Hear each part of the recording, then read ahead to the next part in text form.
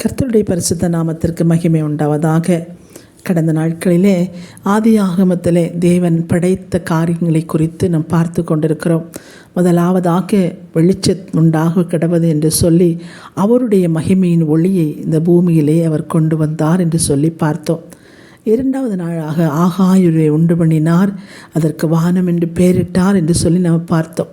அந்த ஆகாய விரிவு மனுஷன் வாழ்கிறதற்கு ஒரு கூடாரமாய், ஒரு காற்று மண்டலமாய் மனுஷனும் மிருகங்களும் சுவாசிக்கும்படியாக அவைகளை உண்டாக்குறது மாத்திரமல்ல, அவர் உண்டாக்கின எல்லா கிரகங்களிலும் பூமியிலும் மாத்திரமே மனுஷன் வாழ முடியும்.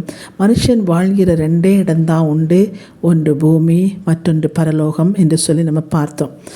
மூன்றாம் நாளிலே தேவன் எதை செய்கிறார் என்று சொல்லி நம்ம பார்க்கலாம். ஆதியாகமம் 1ஆம் அதிகாரம் 9 முதல் 13 வரை உள்ள வசனங்களை நீங்கள் பார்க்கும்போது 9ஆம் வசனத்தை நம்ம வாசிக்கலாம்.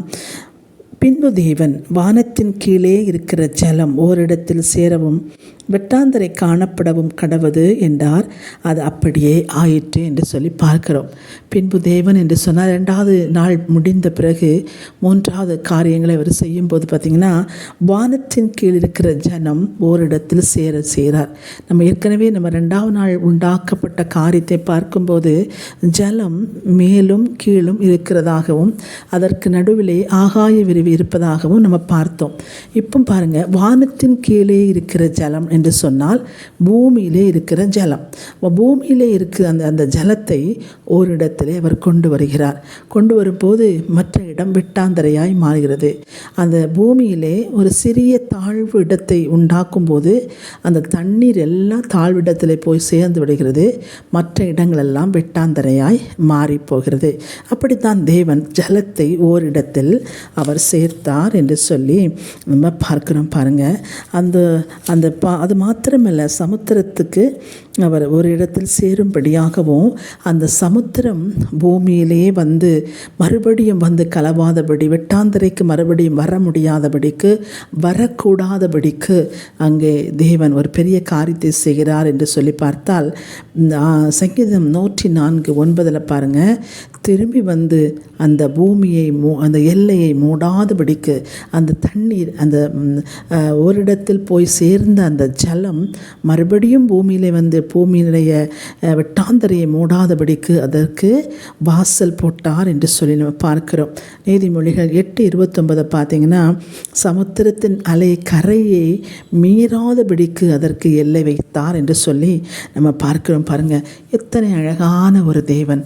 வெட்டாந்தரை ஒரு பரப்பளவும் ஜலம் 3 பரப்பளவுமாய் காணப்பட்டது. ஜலம்தான் வெட்டாந்தரையோடு ரொம்ப அதிகமாய் காணப்பட்டது. ஆனாலும் அதனால் அந்த பூமியில் மறுபடியும் ஜலம் விடக்கூடாது என்று சொல்லி அந்த ஜலத்திற்கு எல்லையை மீறக்கூடாது என்று சொல்லி தேவன் ஒரு எல்லையை அங்கே வகுக்கிறதை நாம் வாசிக்க முடிகிறது. எத்தனை நல்ல தேவன் நம்முடைய தேவன் என்பதை அவர் உண்டாக்கின அந்த காரியங்களை நம்ம பார்க்கும்போது நம்ம அறிந்து கொள்ளலாம். பார்த்திங்கன்னா, வேதம் சொல்கிறது, பொல்லாதவர்களாகிய நீங்கள் உங்கள் பிள்ளைகளுக்கு நல்ல ஈவை கொடுக்க அறிந்திருக்கும் போது என்று சொல்லி வேதம் சொல்கிறது.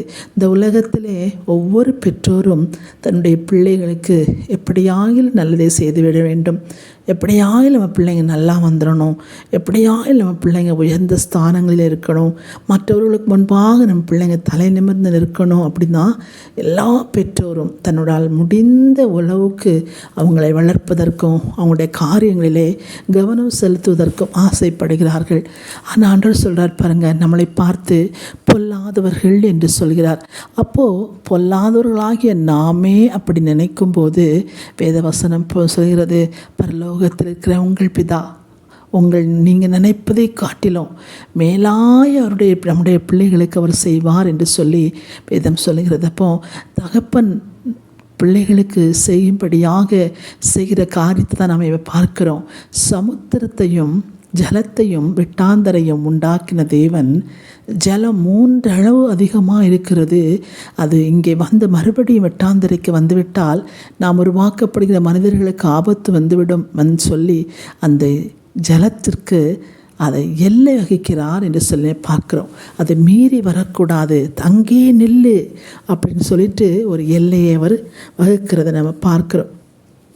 எத்தனை நல்ல தேவன் என்பதை நாம் ஒவ்வொரு நிமிஷமும் நான் பார்த்து கொண்டிருக்கிறோம். பாருங்கள், அடுத்த வசனம் 10வது வசனம் என்ன சொல்கிறது? தேவன் வெட்டாந்தரைக்கு பூமி என்றும் சேர்ந்த ஜலத்திற்கு சமுத்திரம் என்றும் பெயரிட்டார். தேவன் அது நல்லது என்று கண்டார் என்று வாசிக்கிறோம். பாருங்கள், அந்த சமுத்திரங்களை, அந்த ஜலத்தை ஒரு பக்கத்தில் கொண்டு போயிட்டு அதற்கு ஒரு பெயரிடுகிறார், சமுத்திரம். அப்போ பாருங்கள், மற்றபடி வட்டாந்தரைக்கு அது ஒரு பேரடிக்க, அந்த வட்டாந்தரைக்கு பூமி என்றும் சேர்ந்த ஜலத்துக்கு சமுத்திரம் என்றும் சொல்லி தனித்தனியாக அவர் பேரிடுகிறதை நம்ம இந்த வசனத்தில் பார்க்குறோம். நம்முடைய தேவனாகிய கர்த்தர் பார்த்திங்கன்னா சும்மா படைச்சிட்டு அப்படி பேரிடுறது, அப்படி விட்டுறதில்லை. எல்லாவற்றிற்கும் அவர் பேரிட்டு அழைக்கிற தேவன். நம்முடைய உலகத்தில் அப்படி தான் நம்ம பெற்றோர்கள் பிள்ளைகள் பிறந்த உடனே பிள்ளைகளுக்கு பேர் வைக்கிறாங்க. இதெல்லாம் எங்கேருந்து வருதுன்னா நம்முடைய பிதாவாகிய தேவனிடத்திலிருந்து வந்தது. அவர் ஒன்றை உருவாக்கிட்டு உடனே பேர் வைக்கிறார். பாருங்கள், எவ்வளோ ஒரு நல்ல தேவன் பாருங்கள். அதற்கு பேரிடுகிறார் என்று சொல்லி நம்ம பார்க்குறோம். சமுத்திரம் என்றும் ஜலம் என்றும் அதற்கு பூமி என்றும் அதற்கு பெயரிட்டார். ஏசியா 45 அதிகாரம் 3ஆம் வசனத்தை நம்ம வாசிக்கும்போது உன்னை பேர் சொல்லி அழைத்தேன் என்று சொல்லி, நமக்கு மாத்திரமல்ல ஒவ்வொன்றிற்கும் தேவன் பெயரிடுகிறார். பாருங்கள், நமக்கும் உலகத்தில் உண்டாக்கின ஒவ்வொரு மனுஷனுக்கும் அவர் பேரிட்டு அழைக்கிறதுவன். எல்லாருக்கும் பரலோகத்திலே நாம் உருவாகும் போதே பேர் எழுதப்பட்டிருக்கிறது என்று சொல்லி நம்ம வாசிக்கிறோம். அது மாத்திரமல்ல, சங்கீதம் 147:4 சொல்கிறது, நட்சத்திரங்களுக்கு பேரிட்டு அழைக்கிறார். எத்தனை கோடி நட்சத்திரங்கள் இருக்கிறது. அந்த ஒவ்வொரு நட்சத்திரங்களுக்கும் அவர் பேரிட்டு அழைக்கிறாராம். எத்தனை நல்ல தேவன் பாருங்கள். அப்படிப்பட்ட தேவன் இந்த இடத்துல வானத்திற்கும் பூமிக்கும் ஜலத்திற்கும் அவர் பேரிடுகிறார் என்று சொல்லி நம்ம பார்க்குறோம். இந்த உலகத்தில் நம்ம ரொம்ப விசேஷித்தவர்கள். அதனால தான் நம்மளை அவர் சொல்கிறார், உன்னை பேர் சொல்லி அழைத்தேன், நீ விசேஷித்தவன் என்று சொல்லி நம்மளுக்கு ஒரு விசேஷித்தவன் என்ற பெயரை நமக்கு கூட சேர்த்து கொள்கிறார். பறவைகள், மிருகங்கள், மற்ற காரியங்கள், சமுத்திரம், ஜலம் எல்லாத்துக்கும் பேரை மட்டும் விடுறாரு. ஆனால் மனுஷனுக்கு என்ன சொல்கிறாரு? நீ விசேஷித்தவன் என்று சொல்கிறார். அப்படிப்பட்ட ஒரு நல்ல தேவன் என்று சொல்லி நம்ம இதில் பார்த்து கொள்ள முடிகிறது. அப்படி 11ஆம் வசனம், அப்படி தேவன் பூமியானது புல்லையும் விதையையும் பிறப்பிக்கும் பூண்டுகளையும் பூமியின் மேல் தங்கள் விதைகளுடைய கனிகளையும் தங்கள் ஜாதியின்படியே கொடுக்கும் கனி விருட்சங்களையும் முளைக்க கடவது என்றார். அது அப்படியே ஆயிற்று. இந்த வசனத்தை நம்ம வாசிக்கும் போது பார்த்திங்கன்னா தேவன் எப்படிப்பட்ட தேவன் என்பதை நம்ம அறிந்து கொள்ள முடியும். மனுஷனுக்கு தேவையான வெட்டாந்தரையில் மனுஷனுக்கு தேவையான புல் பூண்டுகளையும் காய்கறிகளையும் அவர் பழ வகைகளையும் அங்கே உண்டாக்கி அவைகளை பலுகி பெருகும்படியாக அது எப்படி முளைக்க வேண்டுமாம். அது பார்த்திங்கன்னா அழகாக சொல்லப்பட்டிருக்கிறது. அது விதை, அதாவது விதையை பிறப்பிக்கும் பூண்டு. அப்புறம் பார்த்திங்கன்னா தங்கள் ஜாதியின்படியே. அப்போ மாமரம் மாங்கனியை கொடுக்கணும், பலாமரம் பலாக்கனியை கொடுக்கணும். அது விதை உள்ளதாக இருக்கணும். தேவன் படைத்தது விதை உள்ளது. நம்ம அதை ரொம்ப கவனிக்கணும். பாருங்கள், தேவன் பறிச்ச இந்த காரியம் வேதம் என்ன சொல்லுதுன்னா, விதை உள்ளதாகவும் தங்கள் ஜாதியின்படியே முளைப்பிக்கிறதாகவும் இருந்தது. ஆனால் இன்றைக்கி பாருங்கள், ஒரு பழங்களில் அநேக பழங்கள் விதை இல்லாததாய் காணப்படுகிறது. நம்ம பார்த்துருக்கோம் இல்லையா, விதையில்லாத பழங்கள் எவ்வளோ பழங்கள் பாருங்கள் காணப்படுகிறது. அது மாத்திரமல்ல, கனிகள், பழங்கள், அது மாத்திரமல்ல விதைகள், காய்கறிகள் நிறைய இடங்களில் இப்போ விதை இல்லாமல் என்ன சொல்கிறாங்க, அது ஹைப்ரிட் சொல்லுவாங்கள்ல, பரிமாண முறைப்படி உண்டாக்கப்படுகிற விதைகளும் பழங்களும் இந்த நாட்களிலே அதிகமாக இந்த பூமியிலே உலா வருகிறது என்பதை நீங்கள் மறந்துவிடக்கூடாது. ஆனால் அவைகளை தேவன் படைக்கவில்லை. தேவன் தங்கள் ஜாதியின்படியே அது என்ன விதை இருக்கோ அதுதான் முளைக்கும். இப்போ பார்த்திங்கன்னா மாமரத்தில் பலாமரத்தினுடைய கொட்டையை வச்சு மாமரத்தில் பலாப்பழம் பறிக்கிறாங்க. கொய்யா மரத்தில் வாழைப்பழம் அந்த மாதிரி வித்தியாசமெல்லாம் பண்ணுறாங்க இப்போதைக்கு. ஆனால் தேவன் அப்படி படைக்கவே இல்லை. எந்த விதை போடுறாங்களோ அதுதான் விளையக்கூடிய விதமாய் தேவன் அதை உருவாக்கினார். மாமரத்தின் விதை மாமரத்தை கொடுக்கும். அப்படி தான் நம்ம பார்க்குறோம் பாருங்கள். தேவன் அதை விதையுடனும் தன் ஜாதியின்படியும் அது விளைவிக்கும்படியாக தேவன் கிருபை செய்தார் என்பதை நம்ம மறந்துவிடக்கூடாது. ஆனால் இந்த நாளில் பார்த்திங்கன்னா பிசாசு அதை தந்திரமாய் அந்த தேவன் உண்டாக்கின செடி கொடிகளில் கூட தேவன் பிசாசு என்ன பண்ணுறான்னா அந்த விஷயத்தை வைத்து தேவன் உண்டாக்கின அந்த புல் பூண்டுகளிலே கனி கொடுக்கும் விருட்சங்களிலே பிசாசு அவனுடைய கைவேலை அங்கே வைத்து அங்கே விதைகள் இல்லாத பழங்களையும் விதைகள் இல்லாத காய்கறிகளையும் அவன் உருவாக்குகிறான் என்பதை நம்ம அறிந்து கொள்ள வேண்டும். அப்படிப்பட்ட காரியங்களை மனிதர்கள் பயன்படுத்துவதனால தான் நோய் இந்த உலகத்தில் பரவுகிறது. பயங்கரமான நோய்கள் இந்த உலகத்தில் பரவுவதற்கு காரணம் என்ன? உணவு பழக்க வழக்கங்கள். அந்த உணவு பழக்க வழக்கங்கள் எப்படி தவறாய் மாறுகிறது? தேவன் படைத்த விதையுள்ள தன் ஜாதியின்படியே உருவாக்கப்பட்டவைகளை மனிதன் சாப்பிட விடாதபடிக்கு சத்துரு இந்த நாட்களில் வித்தியாசமான காரியங்களை செய்து ஜனங்களுக்கு உணவுகளை கொடுத்து ஜனங்களை பலவீனப்படுத்தி அவன் வசமாக இழுத்து கொள்கிறதை நம்ம பார்க்க முடிகிறது. ஆதலால் தேவ பிள்ளைகளாகிய நாம் எந்த உணவு உண்டாலும் தேவன் படைத்தது எது என்பதை அறிந்து விதை உள்ள காரியங்களை, பழங்களை, விதை உள்ள காய்கறிகளை நம்ம உண்டு பழக வேண்டும். நம் பிள்ளைகளுக்கு அதை சொல்லிக் கொடுக்க வேண்டும்.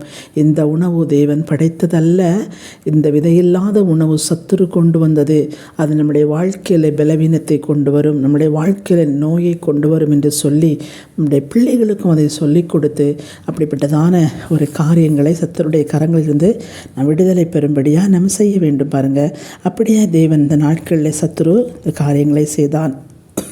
12 பூமியானது புல்லையும் தங்கள் ஜாதியின்படியே விதையை பிறப்பிக்கும் பூண்டுகளையும் தங்கள் ஜாதியின்படியே தங்கள் விதையை கனிகளை கொடுக்கும் விருட்சங்களை முளைப்பித்தது. தேவன் அது நல்லது என்று கண்டார் என்று சொல்லி பார்க்கிறோம். தேவன் எது உண்டாக வேண்டும் என்று சொன்னாரோ அதுதான் உண்டாயிற்று. அவர் உண்டாக வேண்டும். விதையோடு கூடிய காய்கறிகள், விதையோடு கூடிய புல் பூண்டுகள், விதையோடு கூடிய கனிமரங்கள், இவைகள்தான் பூமியில் உண்டானது. அது அப்படியே ஆயிற்று என்று சொல்லி நம்ம பார்க்குறோம். ஆமே, அது நல்லது என்று கண்டார். அதுதான் நல்லது. இந்த உலகத்தில் நாம் வாழ்வதற்கு தேவன் படைத்த விதை உள்ளதுதான் நல்லது. அவைகளை நம்ம கவனமாய் எடுத்துக்கொள்ள வேண்டும். அப்போ பார்த்திங்கன்னா இப்படிப்பட்ட காரியங்களை இந்த வாதத்தில் நம்ம அந்த நாட்களை தேவன் படைக்கிறார். 13 சாயங்காலம் விடியற்காலம் ஆகிய 3ஆம் நாள் ஆயிற்று என்று பார்க்கிறோம். இப்போ தேவ பிள்ளைகளாகிய நாம் இந்த காரியத்தில் தேவன் நமக்காக வைத்த காரியம் என்ன என்று பார்த்தால், நம்முடைய பிள்ளைகள் வாழ்வதற்கு வெட்டாந்தரை அவர் உருவாக்கி கொடுத்தார். தண்ணீரை, ஜலத்தை ஒரு பக்கமாய் திருப்பி கொண்டு போய் அதை தனியாக பிரித்து பிள்ளைகள் வாழும்படியாக அதை எல்லை மீறி வராது என்று சொல்லி அதற்கு எல்லை வகுத்து பூமியிலே காய்கறிகளையும் பூண்டுகளையும் பழவகைகளையும் விதை உள்ளவைகளை உருவாக்கி தேவன் நோயில்லாத ஒரு வாழ்க்கை ஜனங்கள் வாழும்படியாக தேவன் அப்படிப்பட்ட காரியத்தை அவர் செய்தார் என்று சொல்லி நான் பார்க்கிறோம். பூமியில் உள்ள மிருகங்கள், பறவைகள், மற்ற சகலமும், பூமியில் உருவாக்கப்பட்ட சகலமும் இப்படிப்பட்டவைகளை தான் உண்ண வேண்டும் என்று சொல்லி தேவன் மேலான உணவு வகைகளை, மேலான காரியங்களை அவருடைய பிள்ளைகளுக்கு அவர் செய்து வைத்தார். ஆனால் சத்துரு அதை கொள்ளை கொண்டு இப்பொழுது பயங்கரமான காரியங்களை, இந்த உணவுப் பொருட்களை, கலப்படத்தை அவன் கொண்டு வந்தான் என்பதை நாம் அறிந்து கொள்ள வேண்டும். இந்த பூமியில் மாத்திரம்தான் பார்த்திங்கன்னா இந்த செடி, கொடி, மரம் இப்படிப்பட்ட காரியங்கள் இந்த பூமியில் மட்டும்தான் தேவன் நமக்காக வைத்திருக்கிறார். நம்ம பூமியில் வாழும்போது மட்டும்தான் இந்த பறவைகளும் செடிகளும் கொடிகளும் நமக்கு உண்டாகும். ஆனால் பரலோகத்திலே அது இல்லை. நான் ஏற்கனவே சொல்லியிருக்கிறேன், 2 இடம்தான் மனிதர் வாழ்வதற்கு. ஒன்று பூமி, மற்றொன்று பரலோகம். ஆனால் பூமியில் இது இருக்குது, பரலோகத்தில் அது இல்லை. ஏனென்று சொன்னால் பூமியில் உள்ளவைகள் எதுவுமே பரலோகத்தில் இல்லை என்பதை வேதம் நமக்கு அழகாக எடுத்து சொல்கிறதை பார்க்கலாம். ஆனால் ஒன்று சொல்லுது, சில வேதத்தில் நம்ம பரதேசி என்று பார்க்குறோம் பாருங்கள், இளைப்பாறும் இடம். அங்கே அதை ஏதேன் தோட்டம் என்று சொல்லி நம்ம பைபிளில் வாசிக்கிறோம். அது ஒரு பூங்கா என்று சொல்லி பார்க்கிறோம். ஏதேன் என்று சொன்னால் பரதேசி என்று சொன்னால் பூங்கா அப்படின்னு சொல்ல. ஆனால் அந்த பூங்காவில் இதே போல் செடி கொடியெல்லாம் இருக்கும், நம்ம நினச்சிடக்கூடாது. அது எப்படின்னா மகிழ்ச்சியின் பூங்கா என்று சொல்லப்பட்டிருக்குது. அங்கே சந்தோஷம், மகிழ்ச்சி. ஏன்னா அங்கே கவலை இல்லை, கண்ணீர் இல்லை, துக்கம் இல்லை, துயரம் இல்லை, வேதனை இல்லை, ஒன்றும் இல்லை பாருங்கள். அதனால் அந்த பூங்கா மகிழ்ச்சியாக இளைப்பாறுகிற ஒரு இடம். அங்கே பசி இல்லை, பட்டினி இல்லை, ஒன்றும் கிடையாது இல்லையா? அப்படிப்பட்டதான் அந்த பரதேசி பூங்கா. அது மகிழ்ச்சியின் பூங்கா. இங்கே கிடைக்கிற போல் காய்கறிலாம் அங்கே கிடைக்கும், நம்ம அதை நினைத்து கொள்ளக்கூடாது. அப்போ பூமியில் உள்ளவர்கள் அப்படிப்பட்டதான நாம் பரதேசில் வாழ்கிறோம்.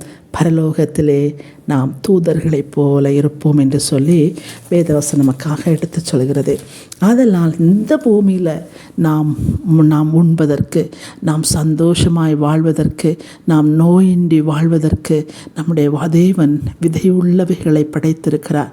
நாம் தனித்தனியாய் சகலவற்றையும் நாம் ருசித்து ரசித்து சாப்பிடும்படி. அதான் லேவியராகமத்தில் பார்த்திங்கன்னா, நீங்கள் இதையெல்லாம் சாப்பிட வேண்டும், இதையெல்லாம் சாப்பிடக்கூடாது என்பதை கூட ஒரு பட்டியல் போட்டு விதத்தில் நம்ம வாசிக்கிறோம்.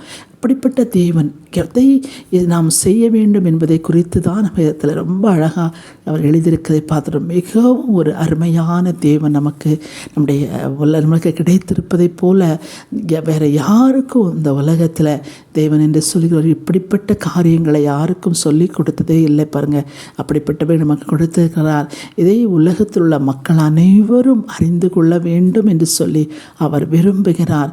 ஆனால் யாரும் அநேகர் அதை கேட்காதபடி, தன் செவியை சாய்க்காதபடி, தேவன் பக்கமாய் திரும்பாதபடி முரட்டாட்டம் பண்ணிக்கொண்டு இப்படிப்பட்ட காரியங்களிலே ஃபெயிலியராகி பலவீனப்பட்டு நோய்வாய்ப்பட்டு அவதிப்படுகிற ஒரு சூழ்நிலைக்குள் இந்த உலகம் போய் கொண்டிருக்கிறது. தெய்வ பிள்ளைகளாகிய நாம் பூமியிலே தேவன் நமக்காக வைத்திருக்கிற அந்த காரியங்களை நாம் அறிந்து அதன்படி நடந்து நம்முடைய சந்ததிகளுக்கும் அதை சொல்லிக் கொடுத்து வாழும்படியாய் கர்த்தர் நம்மளை ஆசீர்வதிப்பாராக. இந்த பூமியில் மாத்திரம்தான் நமக்கு இவை கிடைக்கும். பரதேசில் இருக்கிற பூங்காவிலேயோ பரலோகத்திலேயோ இது இல்லை. பரதேசி என்பது ஒரு மகிழ்ச்சியின் பூங்கா என்றும், பரலோகத்திலே நாம் தூதர்களைப் போல இருப்போம் என்றும் சொல்லியும் வேதம் நமக்கு எளிதாக எடுத்துச் சொல்கிறது. அதனால் தெய்வ பிள்ளைகளாகிய நாம் இப்படிப்பட்ட காரியங்களை அறிந்திருக்கிறோம், அநேகருக்கு கற்றுக் கொடுப்போம். கர்த்தர் உங்களையும் உடைய குடும்பங்களையும் நோயில்லாத ஒரு சுக வாழ்வை தந்து ஆசீர்வதிப்பாராக. ஆமேன்.